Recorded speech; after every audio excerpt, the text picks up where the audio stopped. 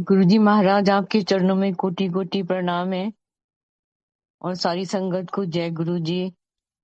शुक्राना गुरुजी महाराज आपका, अनंतम शुक्राना ये पल बख्शने के लिए, ये अनमोल पल जो जीवन में गुरुजी महाराज आपकी एक डिवाइन प्लानिंग का एक हिस्सा होती है। और अचानक लगता है कि सत्संग शेयर करना है, सो इतनी खुशी होती है। और ये भी लगता है कि महाराज आपने क्या बुलवाना आज, मेरे को तो पता ही नहीं क्या बोलना है। सो गुरुजी महाराज आपने जो बुलवाना ये तो आपको पता है। और सारी संगत जो गुरुजी महाराज से इस समय जुड़ी हुई है, उनके सत्संग सुनने के लिए उनका ही बहुत बहुत शुक्राना है कि वो इतने लगन से गुरुजी महाराज के सत्संग को सुनते हैं। और गुरुजी बोलते थे, करन वाले दा भी कल्याण था, सुनन वाले दा भी कल्याण। ये डबल ब्लेसिंग होती है। ये महाराज ने एक ऐसा डिवाइन तरीका बनाया है दुनिया की संगत के लिए, जोड़ने के लिए उनको। जहाँ कहीं भी बैठे हुए हैं, बड़े मंदिर जो है, गुरु जी का आश्रम ऐसा प्लेटफॉर्म है जो सारी दुनिया उससे कनेक्ट होती इस समय सत्संग सुनने के लिए। संगत जी, ये महाराज की पता नहीं कितने जन्मों की प्लानिंग थी कि हमको कहाँ से गुरु जी ने चुन चुन के अपनी संगत का रूप दिया, एक इतना बड़ा गुरु परिवार बना दिया। चाहे हम किसी को नहीं जानते हैं, नहीं देखा हमने, किसी को मिले भी नहीं है, पर फिर भी लगता है कि हम इतने बड़े गुरु परिवार का एक हिस्सा है। और बहुत ही अच्छा लगता है जब कोई भी गाड़ी के ऊपर पीछे लिखा होता है गुरु जी या ब्लेसिंग ऑलवेज, तो लगता है कि इसमें गुरु जी बैठ के जा रहे हैं। और इतनी लंबी जर्नी होती है, जब तक कोई गाड़ी हमें नहीं मिलती है जिसपे लिखा हुआ है जय गुरु जी या ब्लेसिंग्स ऑलवेज, तो हमें लगता है कि हमारा काम नहीं बनने वाला। पर सडनली एक गाड़ी आ जाती है सामने, दिल को इतना सुकून मिलता है कि लगता है गुरुजी महाराज तो साथ चल रहे हैं हमारे।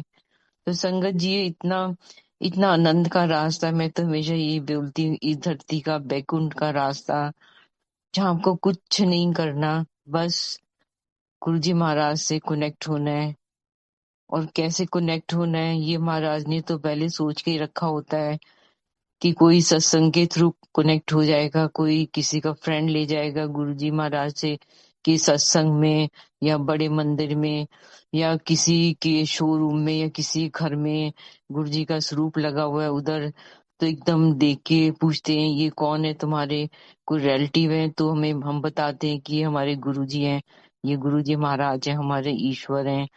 तो एकदम उनको ये लगता है कि ये कैसे हो सकता है, पर महाराज का ये भी एक तरीका था और तरीका अभी भी चल रहा है कि हम पूछते हैं कौन है ये, तो और एकदम गुरुजी महाराज उसको एक्सेप्ट कर लेते हैं संगत जी। चाहे उसमें थोड़ा टाइम लगता है, पर बिना रीजन के हमारे जीवन में कुछ नहीं होता जब हम गुरुजी महाराज की शरण में आ जाते हैं।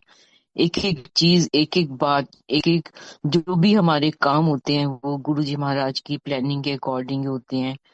सिर्फ हमें थोड़ी पेशेंस रखनी होती है। तो गुरुजी महाराज का लख लख शुक्राना महाराज आपका कि आपने सत्संग में बैठने का मौका दिया। इतने बड़े बड़े डिवाइन सत्संग शेयर होते हैं आजकल, ऑर्गेनाइज होते हैं, और दुनिया खींची चली आ रही है। क्यों आ रही है? सबको कुछ तो मिलता होगा ना। सो ऐसा रास्ता गुरुजी महाराज ने हमारे लिए बना के दे दिया कि तुम आ जाओ, गुरबानी के शब्द चलेंगे, वही शब्द जो महाराज ने ब्लेस्ड किए रागी, उन रागियों के भाव देख के, किस टाइम किस राग का वो समय है, उस राग में उन्होंने गाया उस समय, ये सब गुरुजी महाराज ने हमें एक तय करके दे दिया, एक फॉर्मेट बना के दे दिया कि तुम्हें अपने दिमाग लगाने की जरूरत नहीं है बिल्कुल भी। सब कुछ दे दिया, जल प्रसाद है, चाय प्रसाद, स्नैक्स है, लंगर प्रसाद, बस तुम्हें कुछ करने की जरूरत नहीं है, सिर्फ तुम्हें गुरुजी महाराज के दरबार में पहुंचने की जरूरत है। खाली होके, बिल्कुल खाली होके जाओ संगत जी। तो गुरुजी महाराज तो हमारी झोलियां भरने के लिए बैठे होते हैं। मेरे को याद है पहली बार हमने गुरुजी महाराज के दर्शन 1986 जलंधर में हमने किए, क्योंकि मैं जलंधर कैंट से ही थी। तो उस समय गुरुजी महाराज एक हैंडसम यंग बॉय जैसे लगते थे, और कभी नहीं सोचा था हमने कि ये भगवान जी हमारे सामने बैठे हुए संगत जी। और गुरुजी महाराज उस समय जल प्रसाद स्टील के ग्लास में देते थे। एक उनके गले में माला पहनी होती थी रुद्राक्ष की, उसको डिप करते थे और कुछ उसमें आंख अपनी नजरें डालते थे या कुछ बोलते थे, तो वो हमें जल प्रसाद अमृत बना के देते थे। इतनी फ्रेग्रेंस होती थी उस जल के अंदर। किसी को दो दो चार चार ही मिल जाते थे, किसी को एक भी नहीं मिलता था। तो संगत जी या गुरु जी महाराज हमारे कर्मों के अकॉर्डिंग वो हमें अमृत बना के देते थे। किसको किस दिन कितने गिलास पिलाने ये भी गुरु जी को पता होता था, क्योंकि वो तो जानी जान ईश्वर है। वो तो हमारे हर जन्मों की हर एक चीज जानते हैं, पढ़ते हैं। सो संगत जी, इतना वो इस समय डिवाइन समय होता था। और उसके बाद में कितने सालों का गैप हो गया संगत जी। आर्मी में थे करण चौहान, तो कहीं पोस्टिंग होगी। जैसे गुरु जी महाराज बोलते हैं ना, कई सत्संग में है कि बिल्कुल बिल्कुल ब्रेन से एकदम हमारे दिमाग से इनविजिबल हो। कभी नहीं ध्यान आया कि गुरु जी महाराज से हम मिले हैं। ये भी उनकी अपनी लीला चलती है संगत जी। और उतने समय में 6-7 साल में हमने पता नहीं कहाँ कहाँ हम गए होंगे, हमने क्या क्या किया होगा।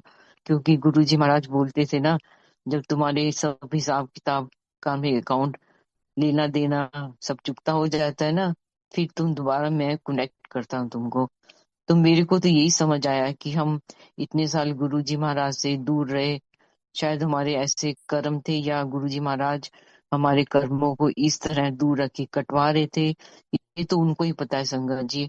और फिर 93 में फिर हम जलंधर गुरु जी से मिले। उस समय 92 में गुरु जी कुछ दिन के लिए वहां पे आए हुए थे, तो हम मिलने गए। बच्चे छोटे थे उस समय। तो गुरु जी महाराज पहले तो करण चौहान गए मिलने के लिए, मेरे जीजा जी शेखर चौहान वो गए। सेकंड डे मैं भी गई साथ में। गुरु जी कहते आंटी ने लेके आना, तो मैं भी गई। तो मैंने तो नजरें उठा के भी नहीं देखा गुरु जी की तरफ संगत जी। मैं तो चरण ही देखती रही। जल प्रसाद मिला हमें, फिर गुरुजी ने बोला फिर आना। सो संगत जी मैं तो दोबारा नहीं जा सकी। फिर सेकेंड टाइम हम बच्चों लेके गए, तो गुरुजी महाराज ने बोला इन्होंने एमबीए कराओ। और संगत जी इतने छोटे बच्चे थे, हमें नहीं पता था कि एमबीए भी करानी चाहिए। क्योंकि आर्मी वाले तो पता ही है कि इन चीजों से, सोशल लाइफ से काफी दूर ही रहते हैं। वो अपने सर्कल में अपनी ड्यूटी में बड़े बिजी होते हैं। तो संगत जी जो गुरुजी महाराज ने उस समय बोला वो सब बातें सच हुई। मैं हमेशा यही बोलती हूँ, जो महाराज ने 30 साल पहले भी बातें कही, 20 साल पहले वो जो बोले हुए शब्द है महाराज के, वो भगवान के ईश्वर के शब्द हैं। वो होना ही होना है संगत जी। और फिर करण चौहान ने गए, उन्होंने सोचा कि मैं, क्योंकि उन्होंने नाम लिया हुआ था अद्वैत मत जो मध्य प्रदेश में उनसे नामदान लिया हुआ था। तो इनको जब गुरुजी महाराज वहां पे गए, ये मिलने के लिए गए, तो इन्होंने सोचा कि मैं, सब बोलते जानी जान है, तो मैं पूछता हूँ। कहते मैंने पूछा गुरुजी मैं कितने सेटल होना है। तो गुरुजी ने बोला तू चंडीगढ़ पंचकूला। तो करण शाह ने बोला गुरुजी मेरे पास तो इतने पैसे नहीं है चंडीगढ़ में मकान खरीदने के लिए। गुरुजी कहते महापुरुषा तो वाक देता होना ही होना है, सो बच्चों के एमबीए कराओ। तो संगत जी ये सब और बहुत सारी बातें गुरुजी महाराज ने बताई। तेरे को ए भी प्लॉट हैगा, इधर भी हैगी। संगत जी कुछ नहीं छुपा होता महाराज से। उस समय नहीं छुपा होता था बिल्कुल। अब तो जानी जान है। अब तो सर्वशक्तिमान भी बन गए गुरु जी महाराज, हर जगह प्रेजेंट है संगत जी। उसके बाद ये सब हुआ, चलता रहा। गुरु जी महाराज से फिर हम मिले। फिर 2000 में दोबारा एम्पायर स्टेट में गुरु जी से हम मिले। 2002 के बाद में फिर लगातार हुआ। 2004 में लगातार एम्पायर स्टेट से जाना हुआ हमारा। मेरा कोई सत्संग नहीं है, ना पंचकूला का ना 33 चंडीगढ़ का संगत जी। हम उस समय बिल्कुल गुरु जी से अलग थलग थे। कुछ पता ही नहीं था महाराज हैं कहाँ पे। ये भी महाराज की दोबारा कनेक्ट करने का एक अपना तरीका था। तो एम्पायर स्टेट में हमने जाना, वहां पे गुरु जी महाराज के सामने बैठना।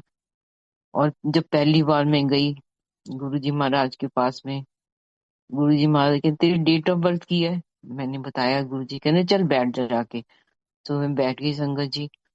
और उस दिन सत्संग शेयरिंग हो रही थी, छोटी संगत चली गई थी, छोटी छोटी ग्रुप में गुरुजी महाराज सत्संग शेयर करवाते थे। तो वहां पे गाल वेडर्स का सत्संग शेयर हो रहा था। एक मेरे को बोला गुरुजी ने, सुभाष आंटी सुन की कहते हैं।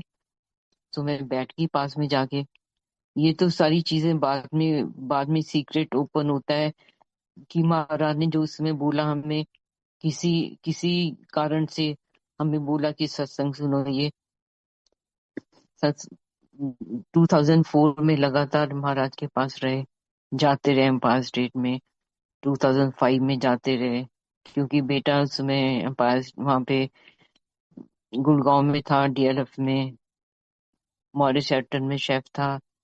और वो तो तकरीबन रोज ही गुरुजी महाराज के पास पहुंचा होता था एम्पायर स्टेट में। तो एक बार गुरुजी महाराज ने बोला कि अपनी मानू साथ ला। तो संगत 2000 ये 6 की बात है। हाँ, 2006 की बात है ये। तो मैं तो आ गई, करण चौहान आए नहीं। करण चौहान मेरी अपनी मम्मी के पास थे, मैं अकेली आ गई। और संगत जी, ये भी महाराज का देखो क्या प्लानिंग होती है, हम नहीं समझ सकते हैं। हम पर हर समय शुक्राना ही करें बस उनका, कि इतना लाड लड़ाते हैं हर पल, अभी भी इतना ध्यान रखते हैं हमारा, हर संकट से बचाते हैं हमें, हर मुसीबत से हमें बचाते हैं, आने नहीं देते, पहले विजन दिखा के बता देते हैं कि ऐसे होने वाला है। तो संगत जी 2006 में आई तो हम वहीं पे थे, मैं और मेरी सिस्टर। गुरुजी ने कनेक्शन आंटी उसका नाम रखा। तो वहां पे हम रहे जब, तो अचानक गुरुजी ने एक दिन बोला कि जाओ वड्डी मंदिर लंगर सेवा करके आओ। तो मेरी सिस्टर ने प्लाजो सूट पहन रखा था, और टॉप थोड़ा सा ऊंचा सा था, चुन्नी भी थी वैसे। तो गुरुजी महाराज के एक ही पाया तू। गुरुजी मैंने तो सूट पहना ही है। सूट हुंदा है? सूट हुंदा है सलवार कमीज चुन्नी, कपड़े सवाओ। तो संगत जी, ये गुरुजी महाराज का आदेश था। तो हम शॉपिंग हुई जी हमारी सिस्टर की। मेरे पास तो खैर सलवार कमीज, उस समय तो प्लाजो का रिवाज ही नहीं था। गुरुजी महाराज ने बोला जाओ बड़े मंदिर लंगर सेवा करके आओ, किसी ने दसना नहीं है। सो जोशी आंटी और सानी आंटी, हम जोशी अंकल, ब्रिगेडियर सानी अंकल, हम गाड़ी में बैठ के गए बड़े मंदिर। पहली बार जीवन में गुरुजी महाराज ने इतना लाड लड़ाया, ये सिखाया, ये बताया कि तुम आज जो देख रहे हो यहाँ पे, ये कल को सत्संग बन जाएंगे तुम्हारे। संगत जी, हम तो कभी समझ नहीं पाए महाराज की इस लीला को। बड़े मंदिर गए, सब्जी रास्ते में सब्जी खरीदी गई, हम बड़े मंदिर पहुंच गए।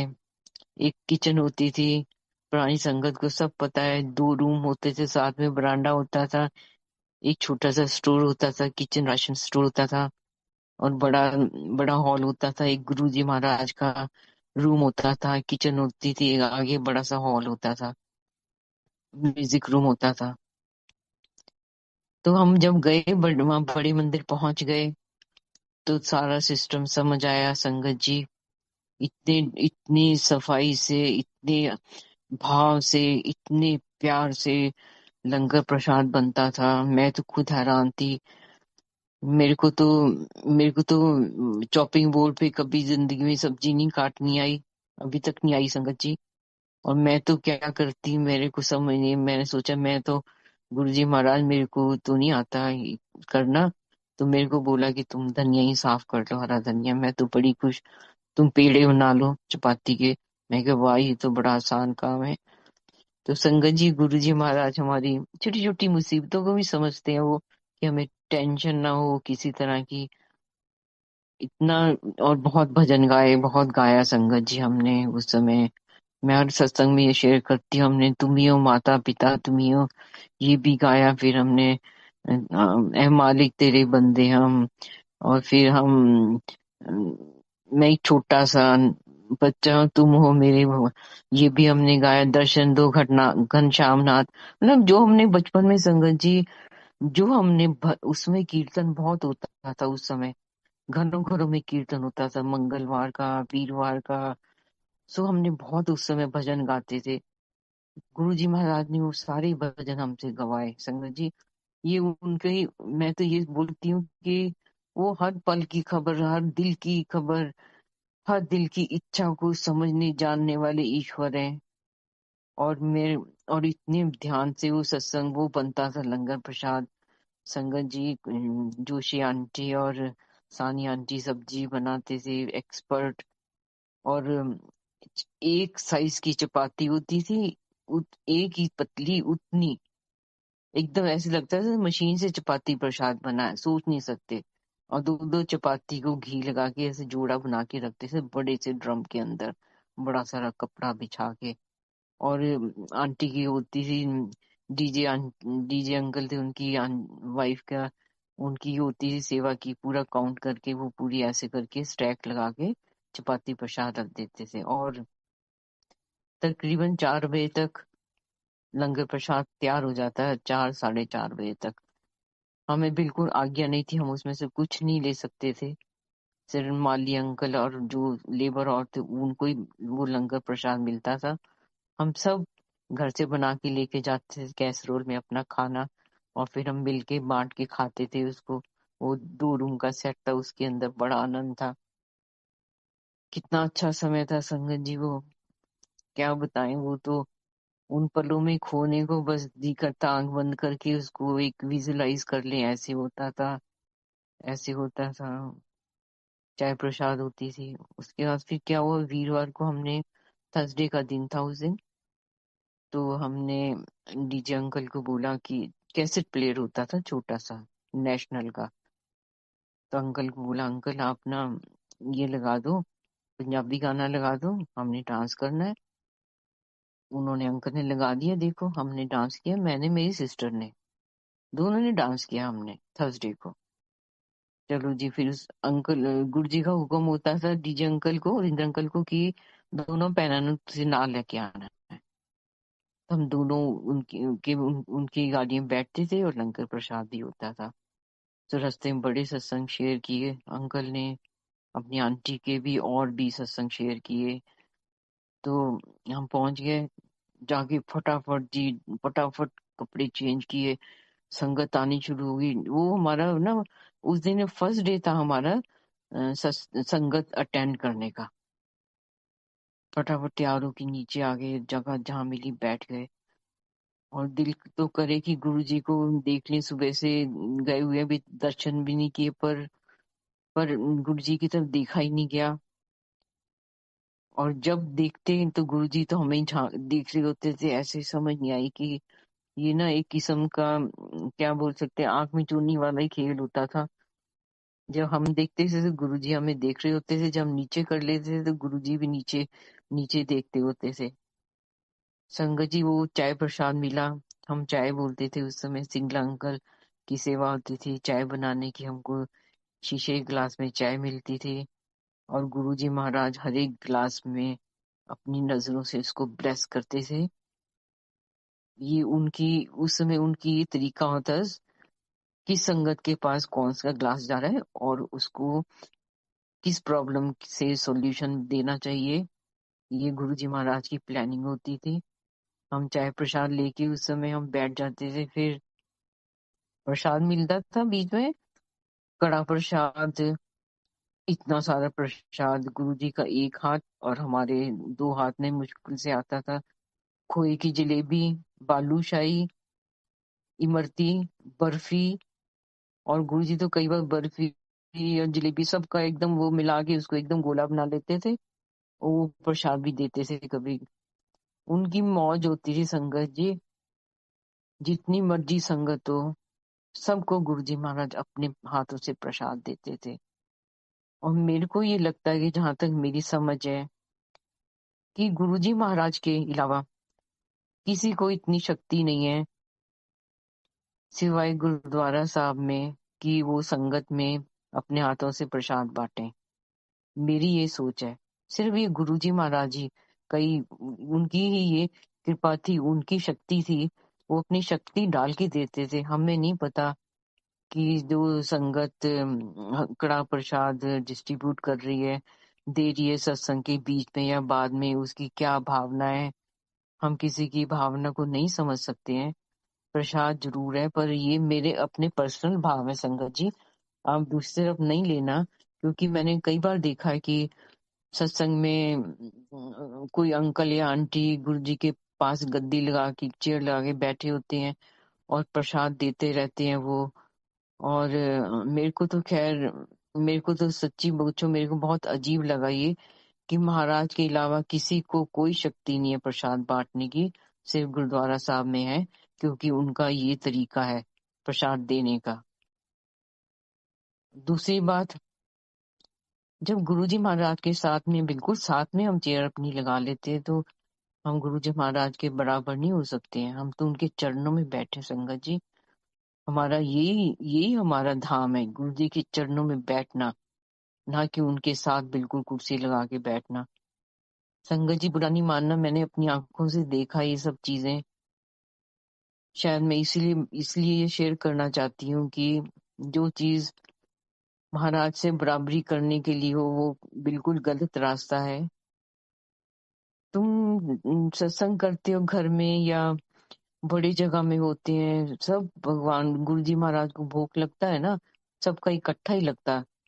सब चीजें, हलवा प्रसाद भी, चाय प्रसाद, स्नैक जो भी है, एक बार भोग लग गया, वो सब में मिक्स हो गया, उसके बाद पूरी संगत को मिल जाएगा वो तो आराम से। कितना इजी रास्ता है, ना कि तुम एक एक संगत को बांटो, बीच में जा जाके बांटो। तो ये सबसे प्रैक्टिकली तो मैं ये सोचती हूँ कि सबसे अच्छा रास्ता यही है। बाकी सबकी अपने अपने भाव होते हैं, अपनी अपनी उनके तरीके होते हैं, मैं किसी को क्रिटिसाइज नहीं कर रही हूँ। पर जो मैंने देखा है, मेरे को ये लगा कि महाराज के, गुरुजी महाराज के अलावा किसी को ये कोई किसी की क्या बोल शक्ति नहीं है कि वो सत्संग संगत में ऐसे ही जा जाके प्रसाद बांटे। संगत जी हम जब गए, हमने डांस किया, हम आ गए और गुरुजी महाराज काफी देर बैठे रहे। तो गुरुजी महाराज के पास बैठे रहे और हम चले गए ऊपर। नेक्स्ट डे हो गया मॉर्निंग। अच्छा, जब मॉर्निंग हुआ तो सवेरे से दर्शन किए गुरुजी महाराज के और ब्रेकफास्ट खाया हमने। गुरुजी महाराज कहने चलो बड्डे मंदिर लंगर सेवा करनी है। तो हम तो बड़े खुश है कि वाह गुरुजी, ये तो अब पता लगती है संगत जी सारी चीजें हमें, कि हमें गुरुजी महाराज ने चुना। तुम जाओ बड़े मंदिर, जाके लंगर सेवा करो, देखो, वहां से सीखो, वहां पे होता क्या है, कितना डिवाइन लंगर प्रसाद बनता है वहां पे, कितनी सच्चे तरीके से। संगत जी जब हम गुरुजी महाराज ने हमने चाय पी सबने बैठ के, और मैंने बोला गुरुजी महाराज, मेरे को तो ना गॉल ब्लैडर स्टोन है, 2.5 mm का, बड़ा अटैक होता